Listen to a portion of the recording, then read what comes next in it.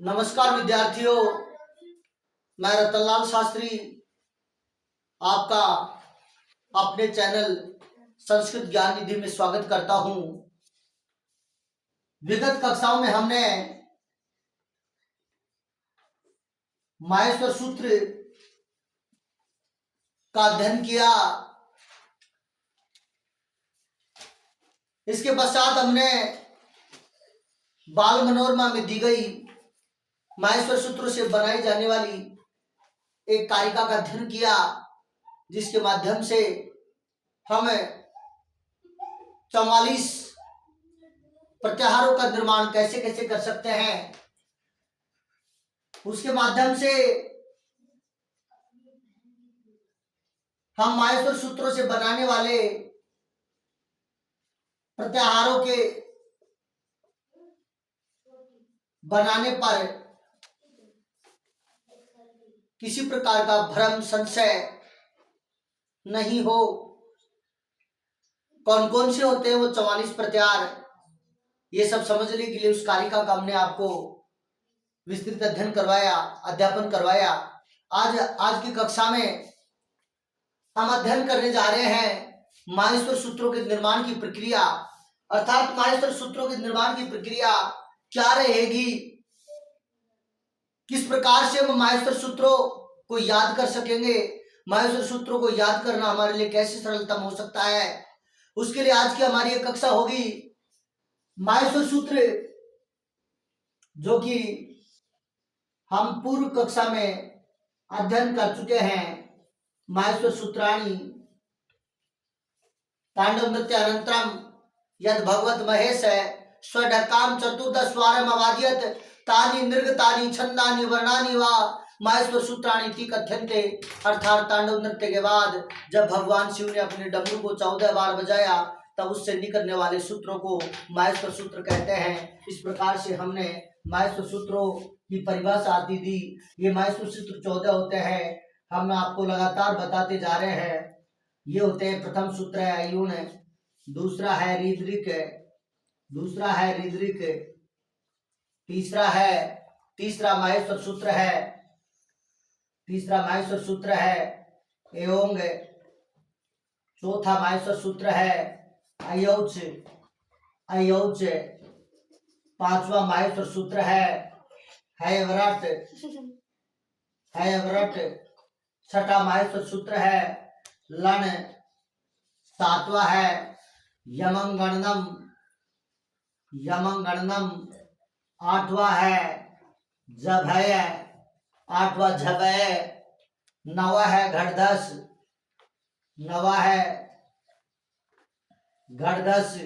दसवां है जबगरदस, 11वां है खपचट थचटत्व, 12वां है कपय, 12वां आपका है कपय, 13वां है शशशर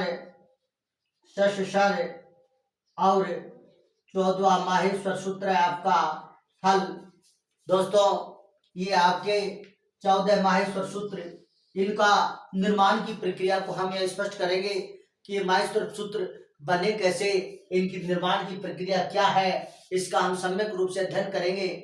यह देखेंगे ध्यान से, माहेश्वर सूत्रों के निर्माण के लिए सबसे पहले इधर देखो, प्रथम से और चतुर्थ सूत्र तक, पहले से चौथे सूत्र तक ये स्वर हैं, लेकिन इससे पूर्व भी सबसे पहले हमारे पास में स्वर आते हैं, और स्वरों में भी हम अध्ययन करते हैं विद्यार्थियों।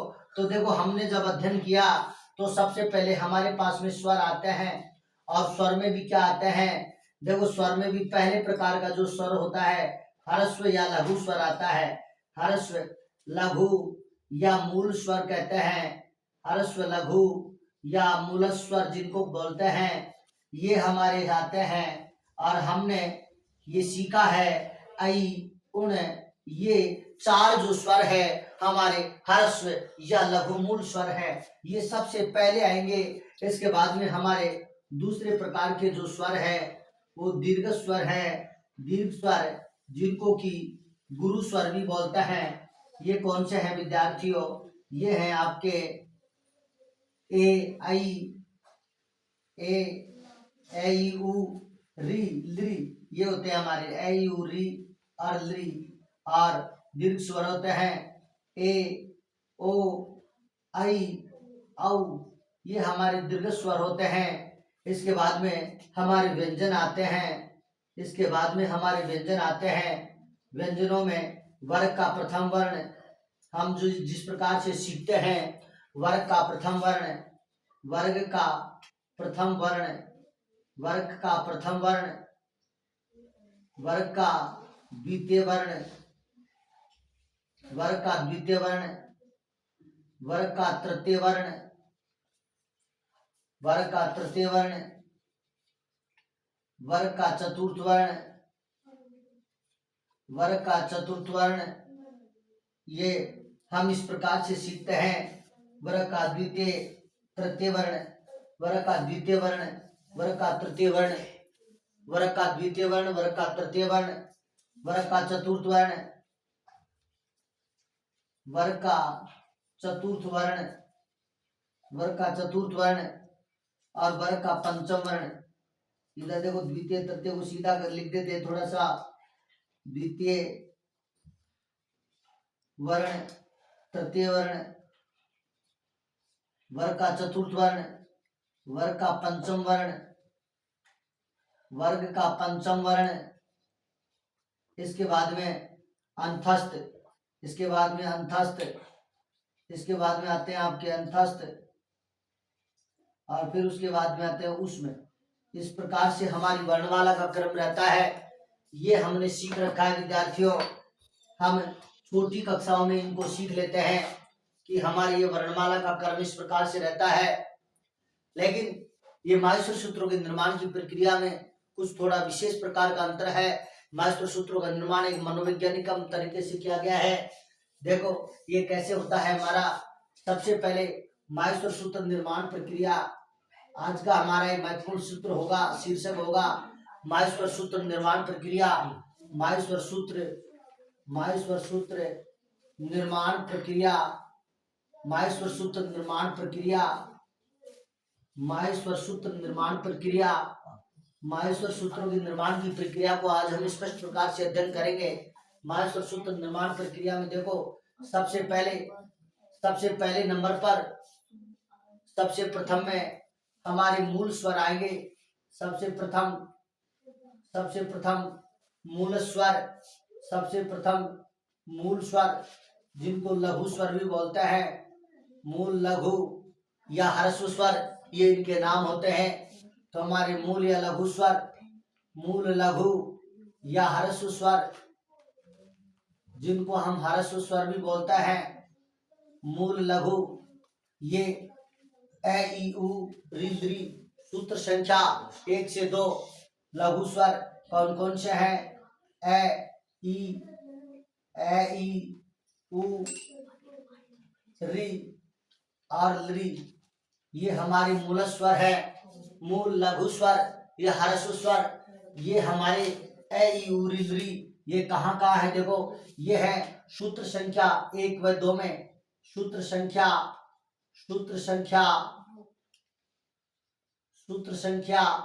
1 व 2 में, सूत्र संख्या 1 व 2 में, सूत्र संख्या 1 व 2 में हम मूल स्वर का अध्ययन करेंगे। हमारे जो मूल स्वर हैं, ये देखो सबसे पहले मूल स्वर हमने वर्णमाला ज्ञान में भी सबसे पहले मूल स्वर को ही सीखा है।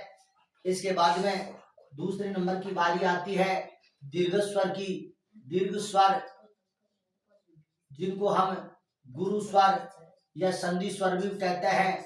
गुरु स्वर देखेंगे विद्यार्थियों, गुरु स्वर में आपका क्या क्या आता है? देखो यद्यपि वर्णमाला ज्ञान में हमने आ, ई, उ, री इत्यादि पढ़े हैं, लेकिन यहाँ हम दीर्घ या गुरु स्वर में केवल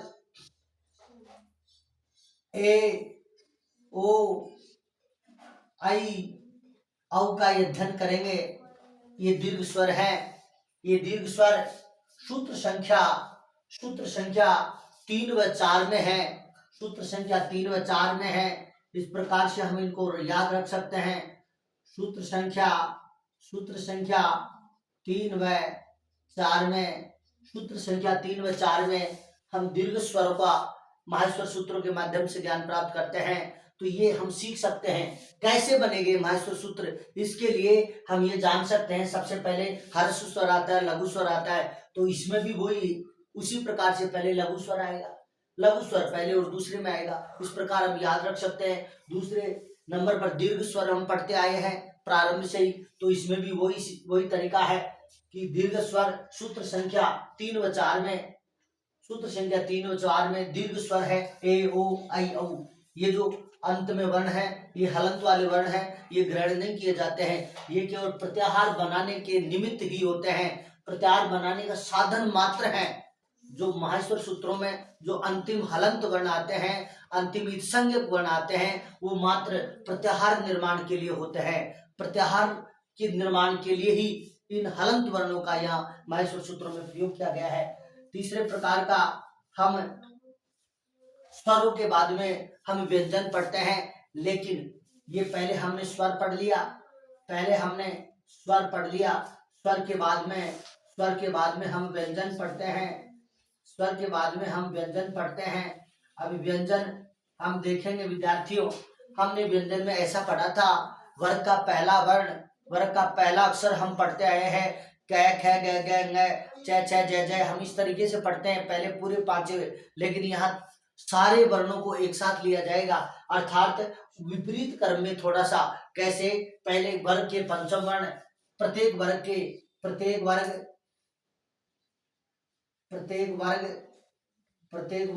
पंचम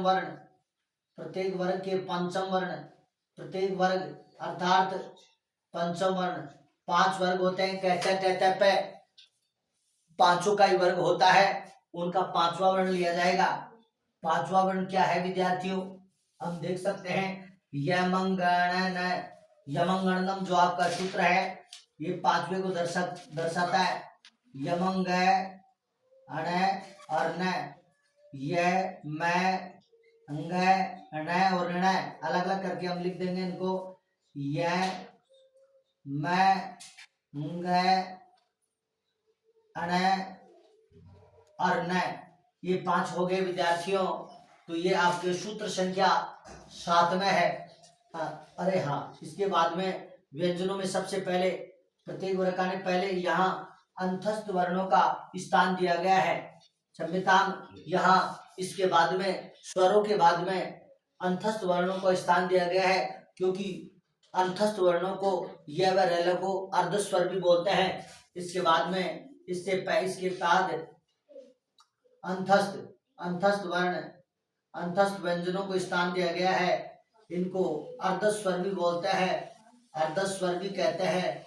अर्धस्वर वर्ण हम इनको इस प्रकार याद कर सकते हैं, पहले ह्रस्व लघु स्वर, उसके बाद दीर्घ स्वर, उसके बाद में अंतस्थ या अर्धस्वर आते हैं। तो देखो पहले तो लघु स्वर ए ई उ री और ली, 1 और 2 सूत्र में, उसके बाद में ए ओ आई औ, ये तीसरे और चौथे सूत्र में दीर्घ वर्ण आगे, दीर्घ स्वर आगे। इसके बाद में अंतस्थ है ये व र और ल। यह है एकमात्र ऐसा वर्ण है जिसका 2 बार पाठ किया गया है। इसको हम आगे के कक्षाओं में अध्ययन करेंगे सम्यक रूप से। अब देखो इसके बाद में अंतस्थ को अर्धस्वर वर्ण भी कहते हैं। ये कौन कौन से? देखो विद्यार्थियों, यह व रैल, यह है का 2 बार पाठ है।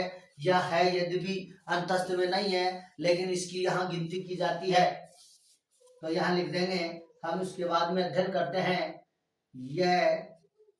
यह अंतस्थ, इसके बाद में लिखेंगे अंतस्थ में तीसरा लिख देंगे। अंतस्थ में आपका आता है, अंतस्थ में आता है यह व र और ल। ये सूत्र संख्या 5 व 6 में, सूत्र संख्या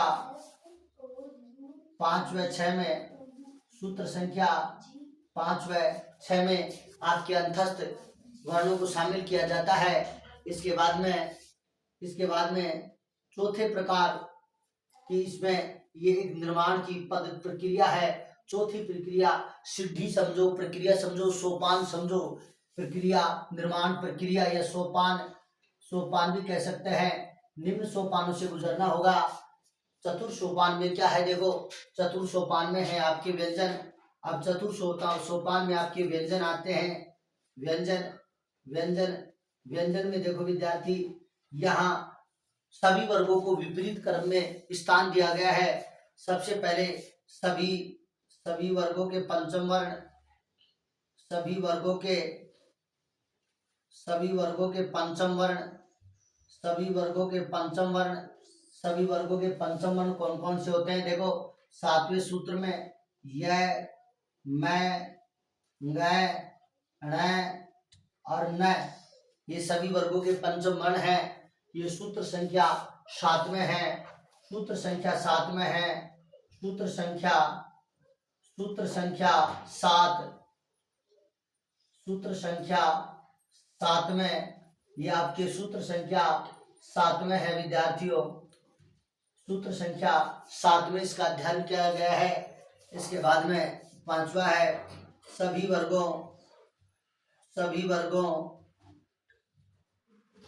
वर्गों के चतुर्थ वर्ण, सभी वर्गों के चतुर्थ वर्ण, सभी वर्गों के चतुर्थ वर्ण कौन कौन से हैं देखो, जय, भय, घ, ढ, ध।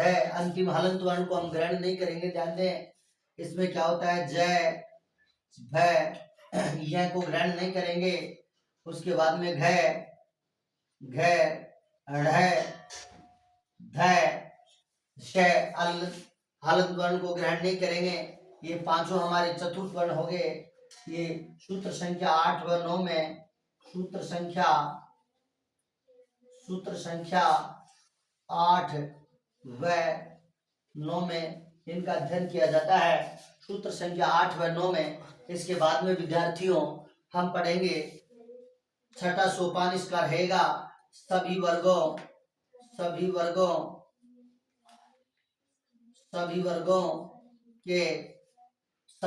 के तृतीय वर्ण विपरीत क्रम में हम इनका अध्ययन करेंगे।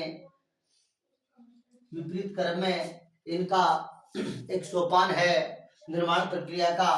तृतीय वर्ण देखेंगे विद्यार्थी 10वें सूत्र में जय, ब, ग, ड, द, जय, ब, ग, ड और द। यह आपका सूत्र संख्या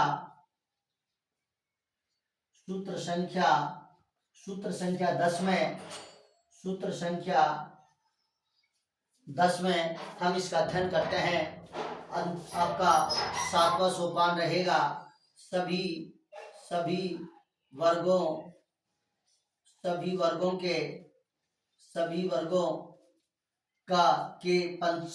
के द्वितीय वर्ण, सभी वर्गों के द्वितीय वर्ण देखो आपके 11वें के आधे सूत्र में ख, प, छ, ट, ख, फ, छ, ठ, थ, ये आपके पांचों हो गए। तो सूत्र संख्या 11 के आधे में इस प्रकार लिखेंगे, सूत्र संख्या 11 के आधे में, सूत्र संख्या 11 के आधे में हम प्रत्येक वर्ग के द्वितीय वर्ण को माहेश्वर सूत्रों की निर्माण प्रक्रिया के रूप में समझेंगे। तत्पश्चात आपका माहेश्वर सूत्र निर्माण प्रक्रिया का 8वां सोपान होगा सभी वर्गों के प्रथम वर्ण, सभी वर्गों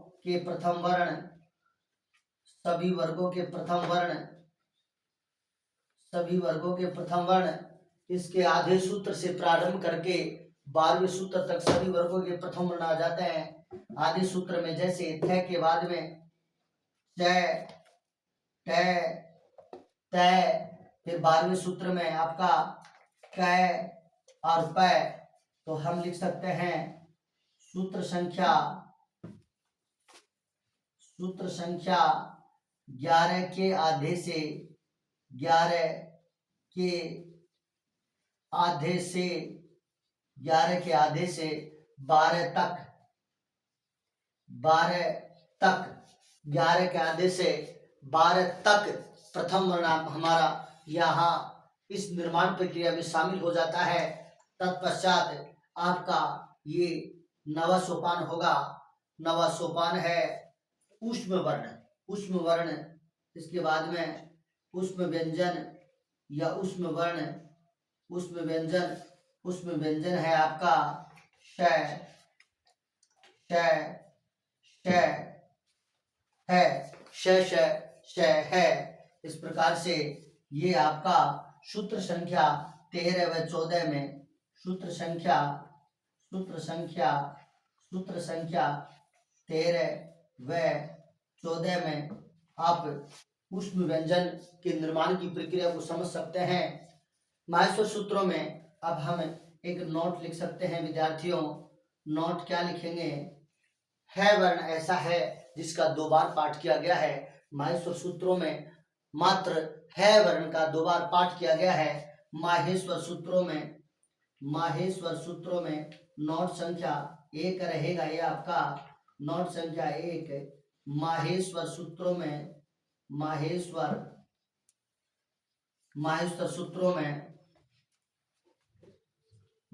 सूत्रों में एकमात्र, माहेश्वर सूत्रों में एकमात्र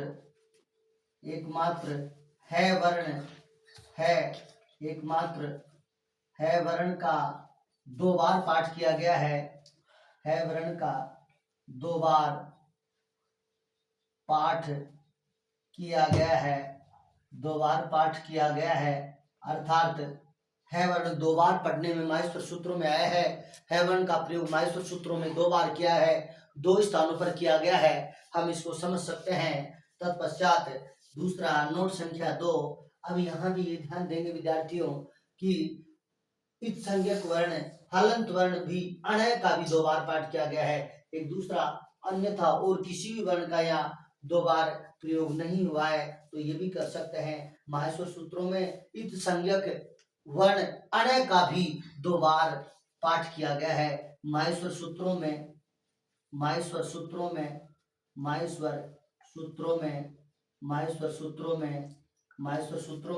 इत संज्ञक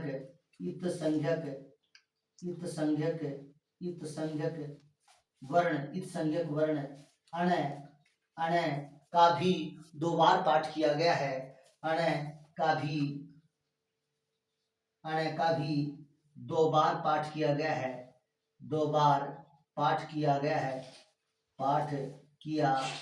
गया है।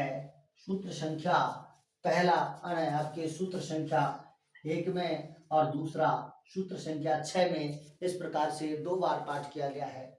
हम इसको पुनः देख सकते हैं। ये माहेश्वर सूत्रों के निर्माण की प्रक्रिया, हम इस प्रकार से अपने माहेश्वर सूत्रों के निर्माण को समझ सकते हैं।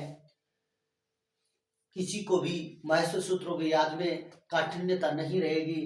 पुनः हम देख सकते हैं, जैसा कि हमने छोटी कक्षाओं में भी या विगत सभी कक्षाओं में हिंदी वर्णमाला का जब ज्ञान प्राप्त किया होगा तो इस प्रकार से सीखा होगा कि सबसे पहले हमने स्वर को पढ़ा। सबसे पहले स्वर आते हैं, उसमें ह्रस्व स्वर या लघु स्वर होते हैं। तत्पश्चात हम दीर्घ स्वरों का अध्ययन करते हैं। वो ही प्रक्रिया माहेश्वर सूत्रों में जो कि त्यों अपनाई गई है।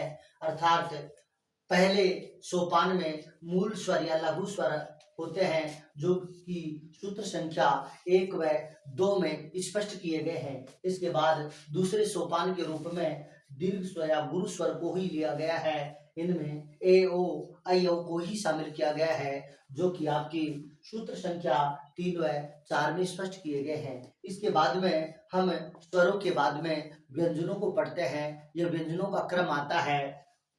लेकिन हम वर्णमाला ज्ञान में वर्ग के पूरे 5वें वर्णों को 1 2 3 4 5 के क्रम में पढ़ते हैं, क ख ग घ ङ। लेकिन यहाँ सभी वर्णों के 5वें एक साथ, फिर चौथे, फिर तीसरे, फिर दूसरे, फिर पहले, इस क्रम में हमें स्पष्ट किया गया है। उसके बाद में हम अंतस्थ और उष्म को स्पष्ट करते हैं। लेकिन यहाँ आप जैसे आगे पढ़ेंगे तो स्पष्ट हो जाएगा कि अंतस्थ व्यंजन भी यद्यपि व्यंजन है लेकिन ये अर्ध स्वर भी कहलाते हैं, ये स्वर की गिनती में भी आते हैं। इसलिए स्वर, मूल स्वर, लघु स्वर और दीर्घ स्वर के बाद माहेश्वर सूत्रों में अंतस्थ वर्णों को स्थान दिया गया, अर्थात तीसरे सोपान में अंतस्थ वर्ण य व लय सूत्र संख्या 5 व 6 में स्पष्ट किए गए। इसके बाद में व्यंजनों को माहेश्वर सूत्रों की निर्माण प्रक्रिया में शामिल किया गया, जिसके अंतर्गत सोपान संख्या 4 में, ये निर्माण प्रक्रिया संख्या 4 में सभी वर्गों के पंचम वर्ण य मंग अण न, सूत्र संख्या 7 में 5वें सोपान में सभी वर्गों के चतुर्थ वर्ण जय भय ढ ढ, सूत्र संख्या 8 व 9 में। इसके बाद में 6 सोपान 6 सभी वर्गों के तृतीय वर्ण में जय ब ग ड, सूत्र संख्या 10 में स्पष्ट किए गए। इसके बाद सभी वर्गों के द्वितीय वर्ण ख फ छ ठ, सूत्र संख्या 11 के आधे में स्पष्ट किए गए। अगले सोपान में सभी वर्गों के प्रथम वर्ण च ट त क प, सूत्र संख्या 11 के आधे से 12वें तक इनको इस माहेश्वर सूत्र निर्माण प्रक्रिया में शामिल किया गया। तत्पश्चात 9वें एवं अंतिम सोपान के रूप में उसमें व्यंजनों को शामिल किया गया। श है, ये सूत्र संख्या 13 व 14 में इनको स्पष्ट किया गया। लेकिन एक बात ध्यान रखेंगे आप सभी विद्यार्थियों, माहेश्वर सूत्रों में एकमात्र है ऐसा वर्ण है जिसका इसमें 2 बार पाठ किया गया है।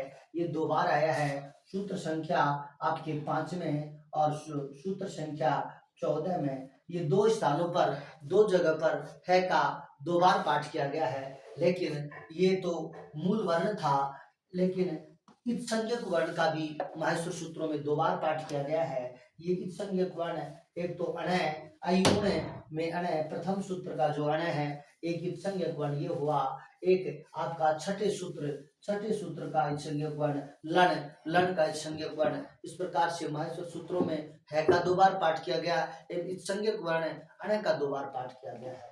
ये थे आपके माहेश्वर सूत्रों की निर्माण प्रक्रिया, जो कि हमने अच्छी तरह से स्पष्ट किया। इस प्रकार से ही हम लगातार कक्षाओं में अध्ययन करते रहेंगे। धन्यवाद।